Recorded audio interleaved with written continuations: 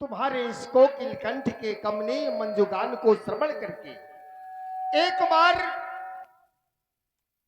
उर्वशी को भी मौन रह जाना पड़ेगा।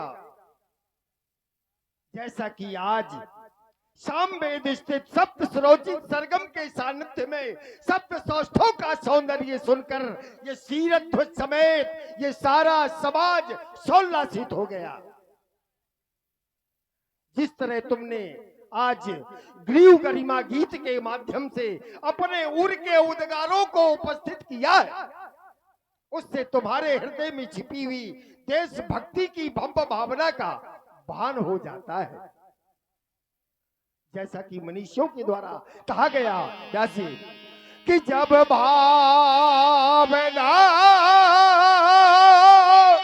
में भाव हो तो वो भावना ये साकार है, और जब भावना में भावना हो तो वो भावना बेकार है। जो भरा नहीं हो भावों से बहती जिसमें ये रसधार नहीं, वो हृदय नहीं है पत्थर है जिसमें स्वदेश का प्यार नहीं। अपने देश के प्रति जिसके हृदय में सच्ची निष्ठा ना हो, सच्चा प्यार ना हो, वह हृदय नहीं वरन एक शिलाखंड के समान हुआ करता है। आज जिस तरह तुम्हारे द्वारा कहा गया, हर कर्म अपना करेंगे ऐ वतन तेरे लिए, दिल दिया है जान भी देंगे ऐ वतन तेरे ही। श्रवण करके हृदय प्रफुल्लित हो गया। आज हमारे देश में नारियां भी पुरुषों से कम नहीं अपने देश के प्रति सच्ची निष्ठावान हैं, ऐसा आभास हुआ हृदय में। और अगर यही भावना जन जन के हृदय में प्रवाहित हो जाए तो हमारा आर्यावर्त सुरक्षित हो जाएगा, संपन्न हो जाएगा, ऐसा आभास हो रहा है। राज्य नृत्य की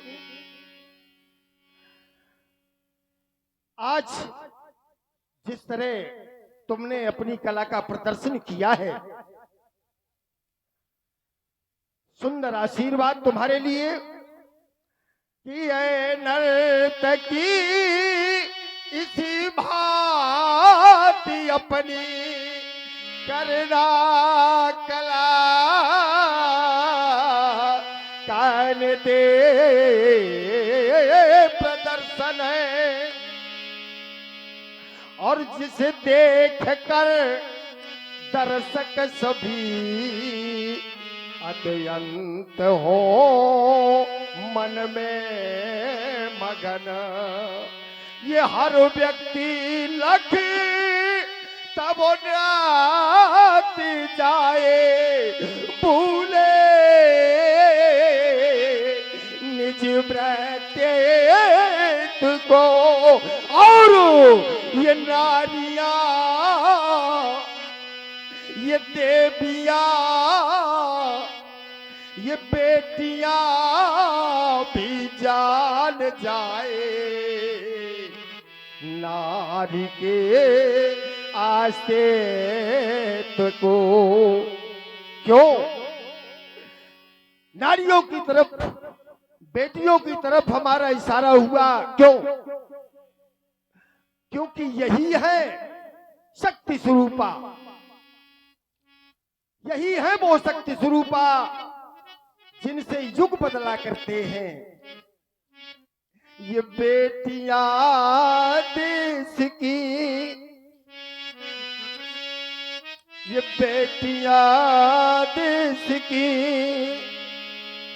जाग जाए अगर ये देवियां देश की, ये देवियां देश की, ये जाग जाए अगर युग स्वयं ही बदलता चला जाएगा। नारियां देश की, ये बेटियां देश की, जाग जाए अगर तो युग स्वयं ही बदलता चला जाएगा।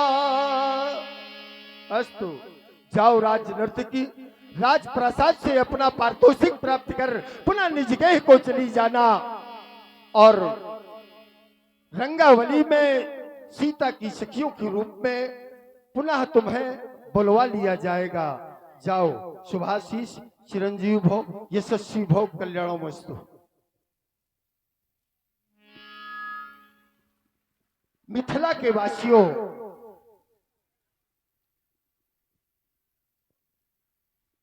अभी आपने बहुत सुंदर राजनर्तकियों के द्वारा प्रदर्शन को देखा।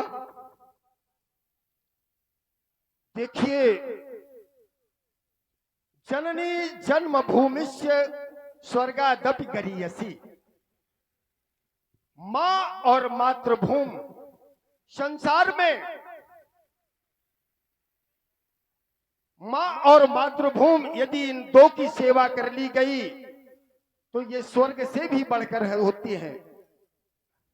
स्वर्ग इनकी सेवा के सामने कुछ भी नहीं होता, मुक्ति का मार्ग प्रशस्त हो जाता है और ये कर्म क्षेत्र है। बंधुओं, मैं उन नवयुवाओं से कहना चाहता हूं जो हमारी भावी पीढ़ी के अग्रज कर्णधार हैं, आगे आने वाली पीढ़ी, मैं उन युवाओं से कहना चाहता हूं कि कर्म प्रधान विश्व रच राखा। इस संसार में कर्म ही की प्रधानता है और कर्म के विषय में, कर्म की प्रकारों की यदि चर्चा की जाए तो कर्म दो प्रकार के हुआ करते हैं, एक शुभ और दूसरा अशुभ। और इन्हीं कर्मों के आधार पर विधाता हमारे कर्मों का फलादेश किया करता है। शुभ और अशुभ कर्म अनुहारी और ईश दे फल हृदय विचारी। विधाता कर्मों को देखकर अपने हृदय में विचार करके फल दिया करते हैं। अतः कर्म की प्रधानता को समझे और अपने कर्म सुधारें। जननी जन्मभूमि से स्वर्गादप करियसी, जननी और जन्मभूमि, मां और मातृभूमि, इनकी सेवा ही सर्वोपरि है। अतः अपने देश के प्रति सदैव निष्ठावान बने रहना चाहिए, अपने देश के प्रति सच्चा प्यार होना चाहिए। और इसी के साथ मैं वाणी को विराम देता हूं, क्योंकि समय काल नजदीक है, समय कम है। राज सेवक, कहिए महाराज। हमने अपने इस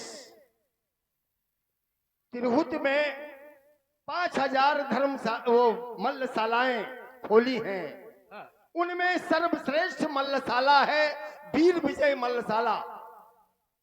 आप वहां जाएं और मल्लशाला के जो अधीक्षक हैं उनसे बात करें और कहें कि सर्वश्रेष्ठ मल्लों को साथ लेकर के यहाँ उपस्थित हो।